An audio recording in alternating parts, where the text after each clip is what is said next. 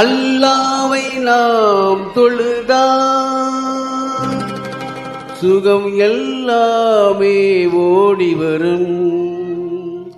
அந்த வல்லோனை நினைத்திருந்தால்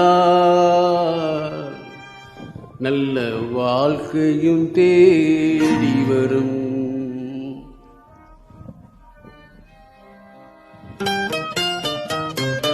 அல்லாவை நாம் தொழுதால் சுகம் எல்லாமே ஓடி வரும். வல்லோனை நினைத்திருந்தால் நல்ல வாழ்க்கையும் தேடி வரும்.